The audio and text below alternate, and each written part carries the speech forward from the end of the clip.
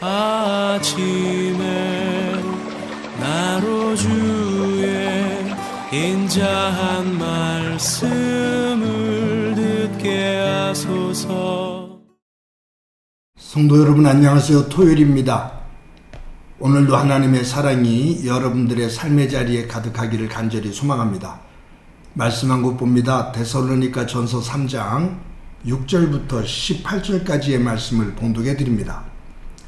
형제들아, 우리 주 예수 그리스도의 이름으로 너희를 명하노니 게으르게 행하고 우리에게서 받은 전통대로 행하지 아니하는 모든 형제에게서 떠나라. 어떻게 우리를 본받아야 할지를 너희가 스스로 아나니 우리가 너희 가운데에서 무질서하게 행하지 아니하며 누구에게서든지 음식을 값없이 먹지 않고 오직 수고하고 애써 주야로 일함은 너희 아무에게도 폐를 끼치지 아니하려 함이니 우리에게 권리가 없는 것이 아니요 오직 스스로 너희에게 본을 보여 우리를 본받게 하려 함이니라.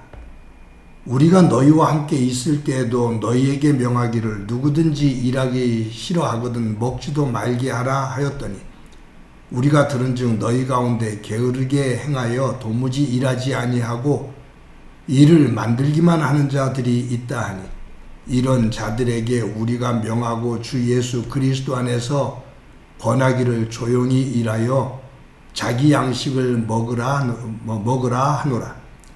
형제들아, 너희는 선을 행하다가 낙심하지 말라.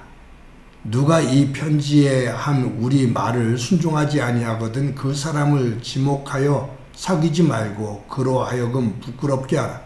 그러나 원수와 같이 생각하지 말고 형제같이 권면하라.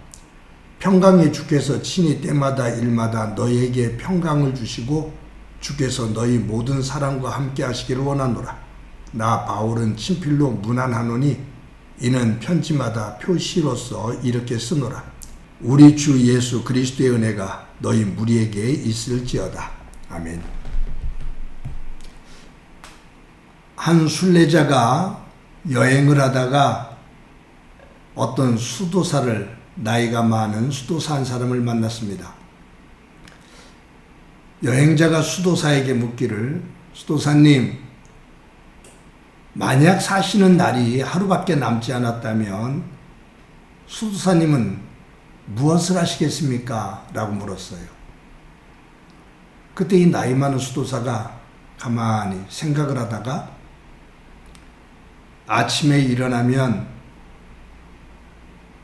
지금까지 했던 것처럼 하나님 앞에 기도하는 시간을 갖겠죠.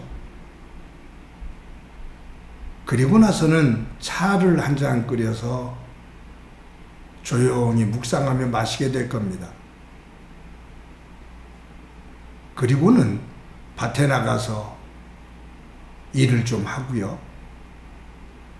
오후에는 이웃에 있는 친구 존을 찾아가서 대화를 나눌 겁니다.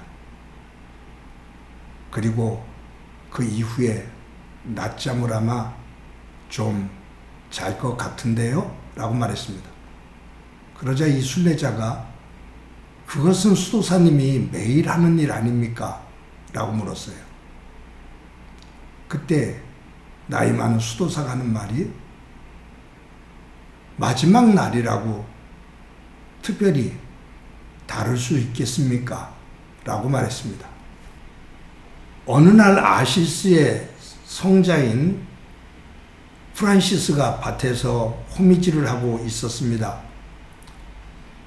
지나가던 사람이 이 프란시스에게 오늘 저녁이 만약 당신에게 석양질 때 그 무렵이 당신에게 마지막 죽음이 찾아온다면 당신은 그때 무엇을 하겠습니까? 라고 물었어요. 그때 이 프란시스가 하는 말이 나는 지금 하고 있는 이 밭에서 아마 호미질을 끝낼 것입니다. 라고 말을 했습니다. 여러분, 나이 많은 수도사나 프란시스, 이들이 공통적으로 하는 말은 뭐냐 하면 마지막 날이 온다고 해서 특별할 것이 있겠는가?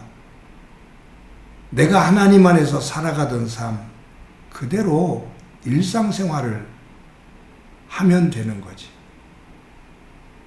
그러다가 하나님을 만나는 거지 라는 거예요. 우리는 마지막 날이 오면 그때 특별한 일을 해야 된다고 생각을 하거든요. 그런데 하나님 안에서 깊이 기도하는 사람들은 일상생활 속에서 자연스럽게 살다가 하나님의 그 마지막 날을 맞이하는 것, 그것이 정상적인 자신의 삶이다라는 거죠. 아마 이것은 믿음 안에서 하루하루를 신실하고 성실하게 살아가는 사람들의 그러한 답일 겁니다. 바울은 예수님께서 언제 재림하실지, 또 이미 재림했다고 말을 하고, 또 재림이 임박했다고 말을 하고, 혼란을 주는 거짓 이단자들로 인해서 이 데살로니가 교회 성도들이 혼란에 빠져 있죠. 어떤 이들은 조급한 마음, 불안한 마음, 두려운 마음을 가지고 있습니다. 이런 성도들에게 바울이 권면하는 권면은 매우 평범합니다. 게으르지 마라. 마지막 날이 다가온다고 무질서하지 마라. 일을 하지 않고 그냥 놀면서 일을 만드는 자가 되지 마라. 선을 행하다가 낙심하지 마라. 불순종하는 자들과 사귀지 마라. 여러분, 마지막 때가 온다고 해서 특별한 일이 아니라 게으르지 말고 하나님 안에서 부지런한 삶을 살고, 마지막 날이 온다고 혼란하게 무질서하게 움직이지 말고 일상생활 속에서 질서 있게 살아가고, 마지막 날이 온다고 하던 일을 멈추고 또 엉뚱한 일을 벌리는 그러한 일들을 하지 말고, 선을 행하던 일, 그것을 멈추지 말고 너희들이 하나님 안에서 살아오던 그 일상적인 삶을 그대로 안정적으로 살아가라. 그것이 성숙한 믿음의 사람의 삶이고, 마지막 주님 오시는 그날을 기다리는 성숙한 믿음의 삶이다 라는 말이죠. 특히 오늘 이 본문 가운데 마지막 날이 다가올수록 선을 행하다가 낙심하지 마라 라는 말씀이에요. 오늘 본문 가운데 그렇게 말씀하시죠. 선을 행하다가 낙심하지 마라. 여러분, 낙심한다는 말은 무엇을 하다가 할 마음을 버리는 겁니다. 또 무슨 일을 하다가 자신의 힘으로 할 수 없다고 단정을 지어 버리는 것을 말합니다. 하나님 안에서 하나님을 믿으면서 선한 믿음의 길을 가다가 마지막 때 그 혼란스럽고 힘든 일들이 닥쳐온다고 해서 그때 너희들이 믿음 안에서 행하던 그 선한 일을 멈추는 일이 없도록 해라. 마음을 빼앗기는 일이 없도록 해라. 그 말이에요. 우리에게 마지막 날이 언제 올지, 예수님께서 재림하시는 그날, 이 우주의 종말, 역사의 종말은 언제일지 아무도 모릅니다. 천사도 모르고 예수님조차도 모른다고 하셨어요. 하나님만이 아십니다. 그런데 매번 제가 말씀드리는 것처럼 우리가 살아가는 날 속에서 내가 앞으로 살면 얼마나 더 살 수 있을지, 내 인생의 마지막 때가 얼마 정도 남았는지는 정확하게는 몰라도 대략은 압니다.